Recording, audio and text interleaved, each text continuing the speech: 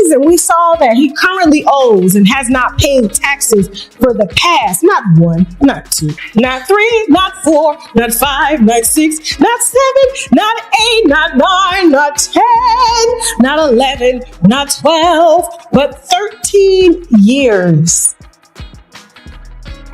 This man, what does that say, Jasmine? 3, what say? I want to say it says that's the 180,000 top name of who? Taxpayer. Would have the head paying on taxes, so he shouldn't be called a taxpayer. He should be called a tax ower. Nobody thought anything unusual would happen that night.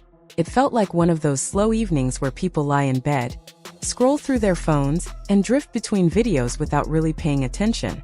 The kind of night where nothing stands out and everything blends together. Then, without warning, a notification popped up that made people pause. Papoose had gone live. There was no music playing in the background, no flashy title, no caption promising drama or excitement. Just his face on the screen, still and serious, like someone who had been sitting with heavy thoughts long before pressing the button. That alone made people stop scrolling. Something about the way he looked told viewers this wasn't going to be entertainment. First, he didn't say anything. The silence stretched longer than anyone expected. Comments began filling the screen, asking if the sound was broken or if the video had frozen. But he was there, breathing, staring at the camera, gathering himself. That quiet moment felt louder than any speech. Then he spoke. "I've stayed quiet long enough." Those 5 words changed the energy of the entire room. The comment section slowed down, almost like people forgot how to type. Within seconds, the number of viewers jumped. People sent links to friends. Screenshots were taken. Screen recordings started rolling. Everyone could feel something important was about to happen, and nobody wanted to miss it. Papoose didn't raise his voice. He didn't pace around or wave his hands.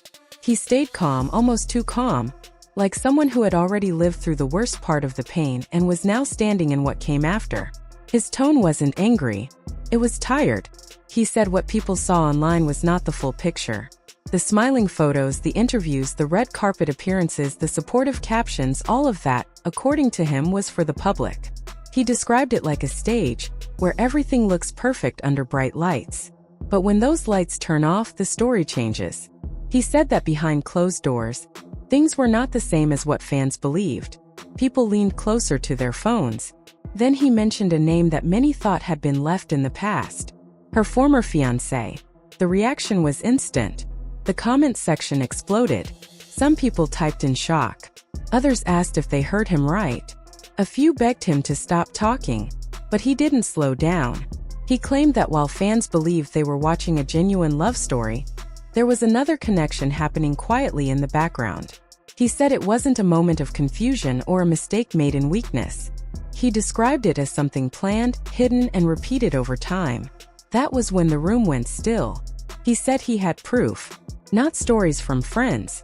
Not rumors passed around in private messages.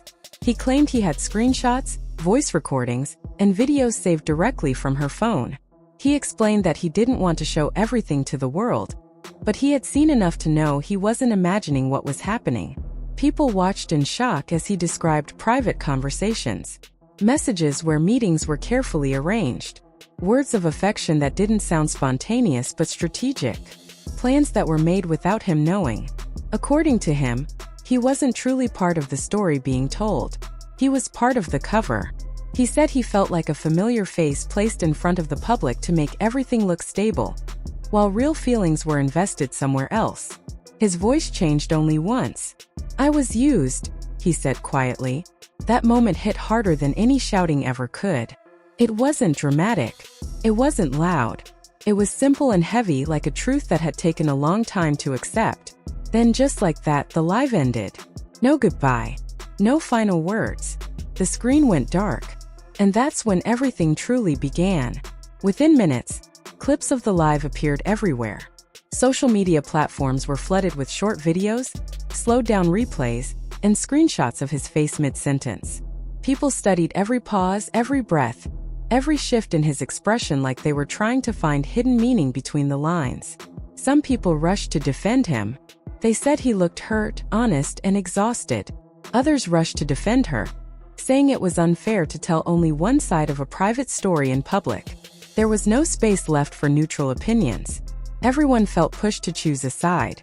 What made things more intense was what didn't happen next. There was no response, no statement, no post, no denial, no explanation, just silence. And online silence is never empty.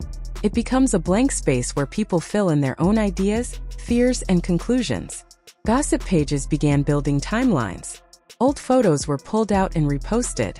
Past interviews were watched again, but this time through a different lens. Fans pointed out moments that suddenly felt strange in hindsight. Some admitted they had defended the relationship passionately, only to now feel unsure about everything they believed. The story stopped being about one night. It became about patterns. People repeated one line from Papoose again and again. The idea that loyalty stopped where the camera lens stopped.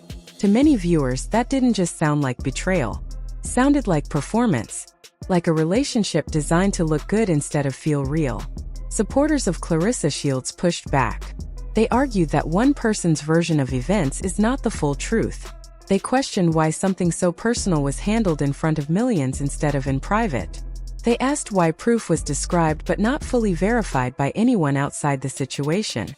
Their voices were strong, but the wave of attention kept moving forward. The alleged ex-fiancé's name started trending, even though he hadn't said a single word. His old posts were shared by strangers.